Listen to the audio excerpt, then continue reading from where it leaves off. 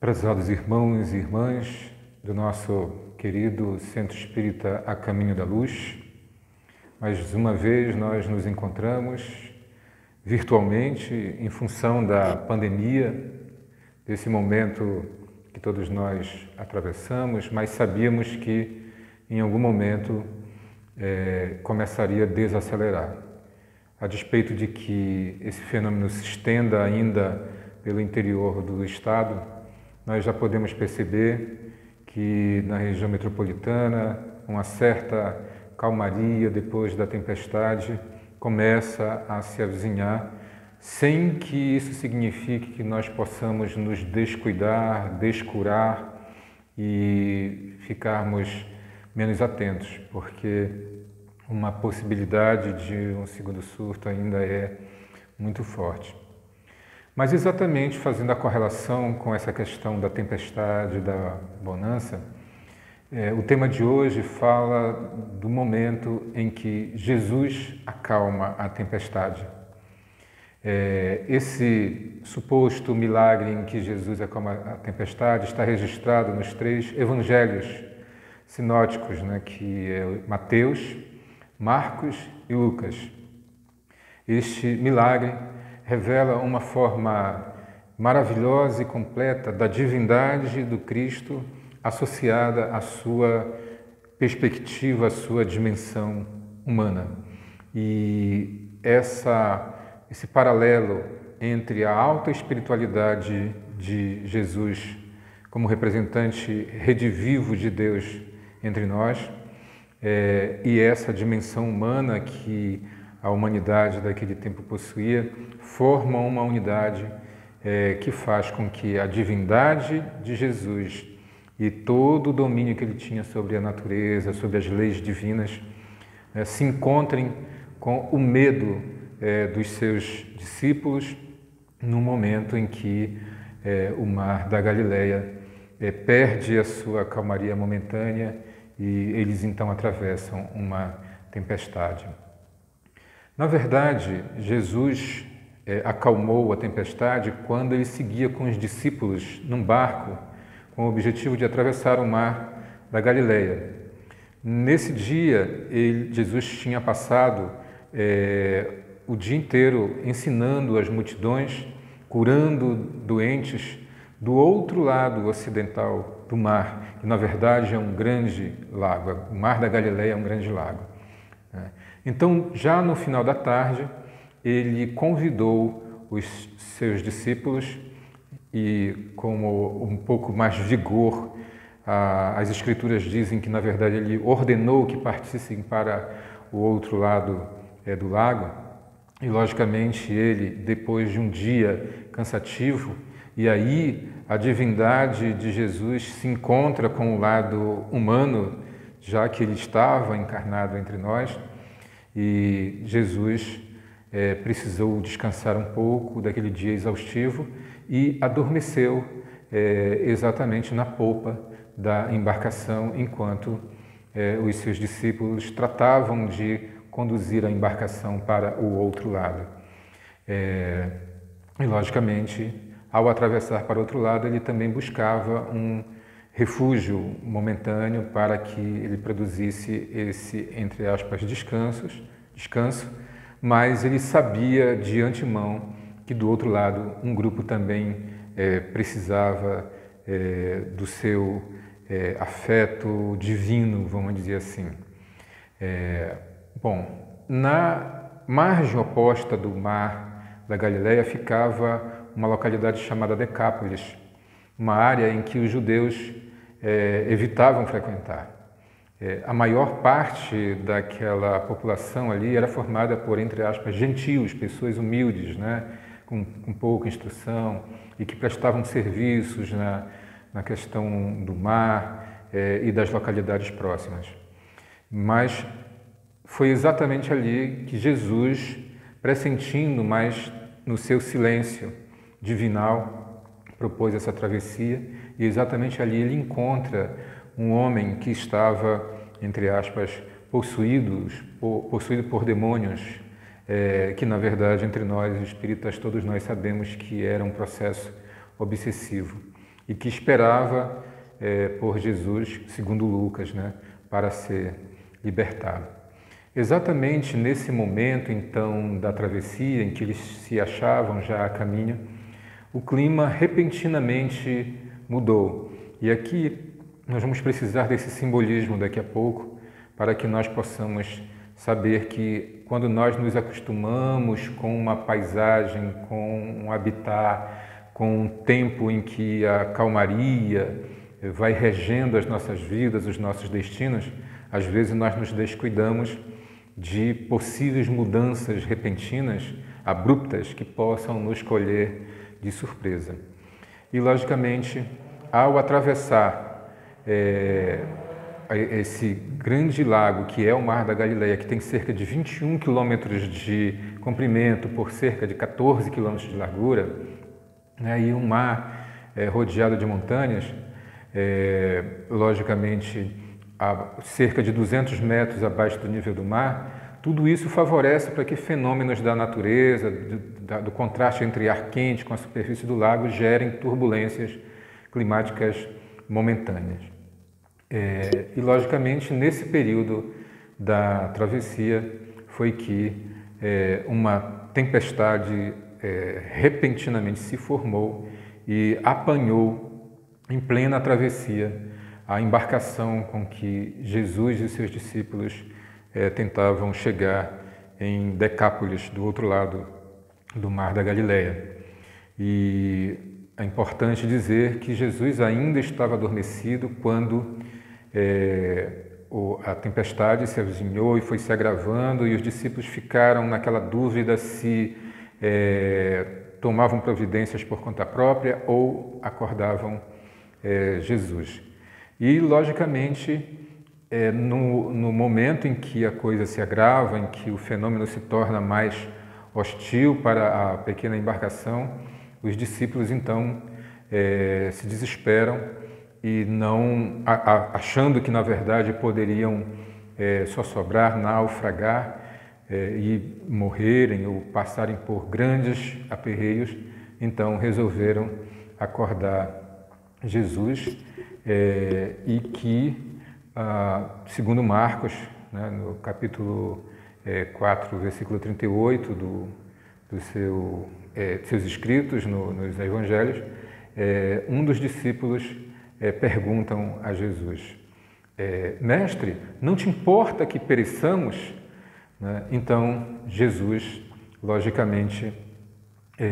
se levanta e ordena aos fenômenos naturais, com o seu vigor divinal, com o domínio dos fenômenos da natureza, de sua sabedoria, sabendo que se tratava de um fenômeno passageiro, pela leitura científica também que ele dispunha dos elementos climáticos, mas também usando da sua energia divinal, logicamente a tempestade se acerena, se acalma e, logicamente, Jesus se vira para os seus discípulos que, perplexos e ainda atemorizados e um pouco aterrorizados, faziam com que esses sentimentos fossem substituídos pela maravilha, pela admiração, né, de como Jesus fez manteve a serenidade para atravessar aquele momento, raciocinando com todas as variáveis possíveis para dominar o fenômeno e, logicamente, proporcionar a calmaria que logo viria depois da tempestade. Episódio este que nos trouxe milênios depois, chegou até nós na forma dos dizeres que após a tempestade vem a bonança. E, logicamente, os brasileiros, com todo o seu humor, dizem que após a tempestade vem a ambulância, né? Para a gente colocar uma pitada de humor aí. Então, Jesus, após abrandar o mar,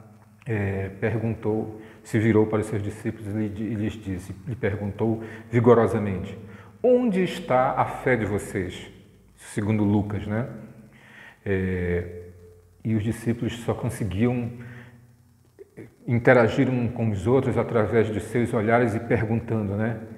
Quem é este que até o vento e o mar lhe obedecem? Isso está em Marcos, capítulo 4, versículo 41.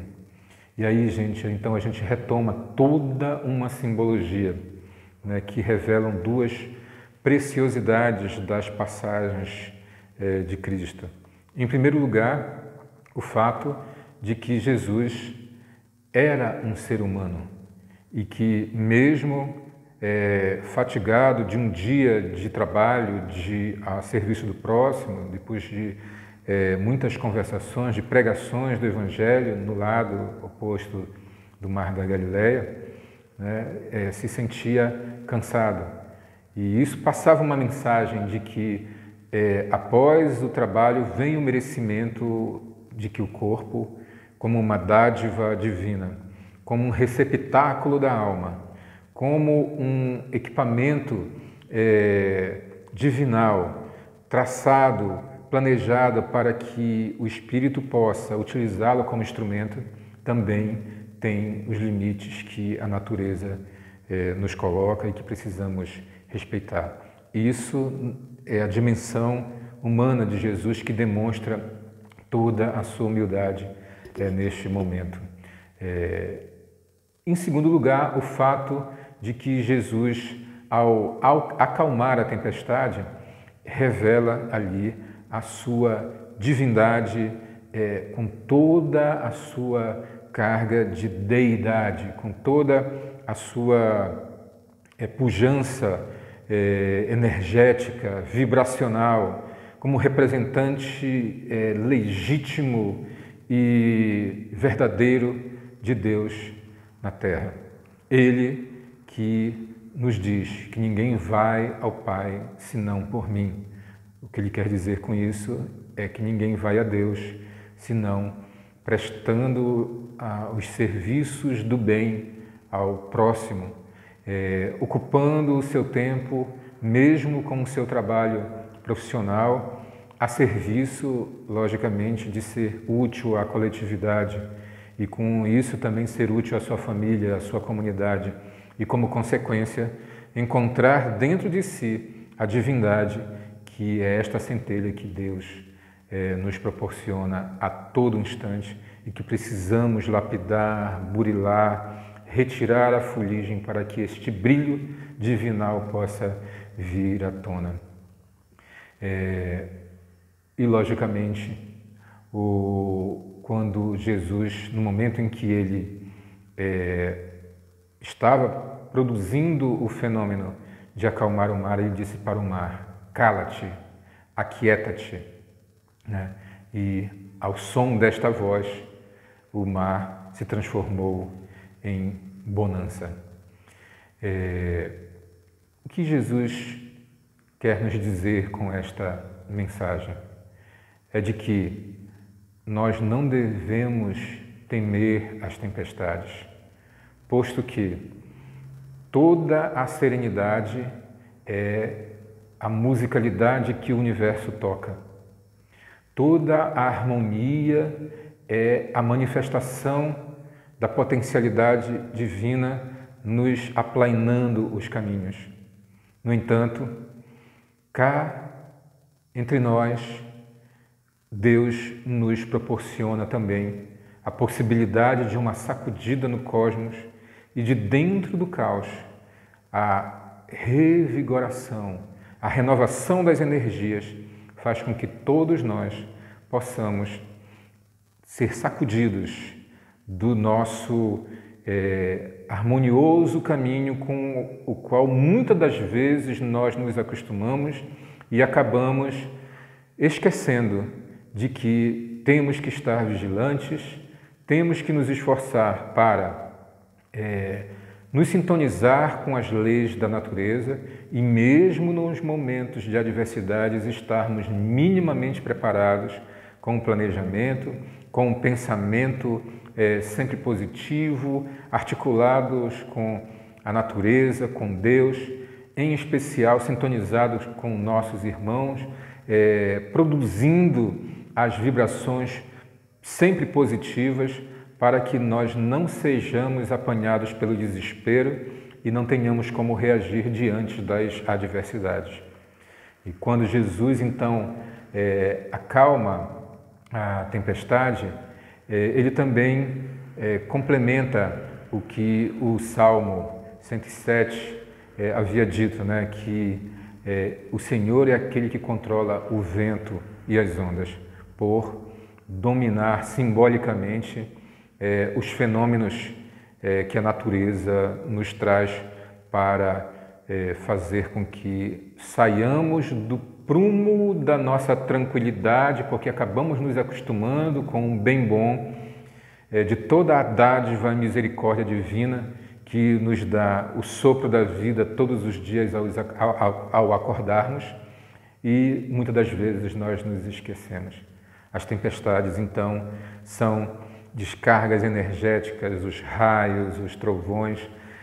servem para nos acordar o tempo todo e mantermos a nossa vigilância em dia,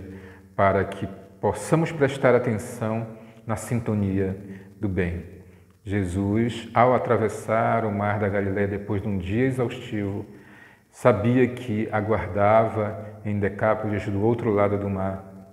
pessoas que também dele precisavam. E no meio do caminho, ele aproveita aquele instante da tempestade para daí, ainda mais uma vez, extrair uma lição e socializar isso com os seus discípulos, que seriam, logicamente, os multiplicadores de todos os seus feitos, de toda uma mensagem forte, pujante, que há muitos milênios atravessa o tempo a nos concitar, a nos convidar a sermos melhores, estando alerta o tempo todo para não nos acostumarmos com a dádiva divina e produzir o nosso próprio esforço diante mesmo até de temeridades, das tempestades. Saibamos todos que após a tempestade sempre vem a bonança, e muito da bonança depende da manutenção que devemos ter com as leis divinas que estão escritas em nossa consciência e, ao mesmo tempo, estão nos convidando diante de todo o trabalho a favor dos nossos irmãos necessitados. Que Deus nos abençoe e nos auxilie a passar por esse momento da pandemia com a tranquilidade, com a serenidade, mas alertas, atentos, fazendo a nossa parte como co-construtores da obra divina na Terra. Prezados irmãos, que todos nós possamos ser abençoados nesta noite e que todos nós possamos estar vigilantes diante das tempestades, porque sabemos todos que após a tempestade vem a bonança. Muito obrigado e que Deus esteja com todos nós hoje e sempre.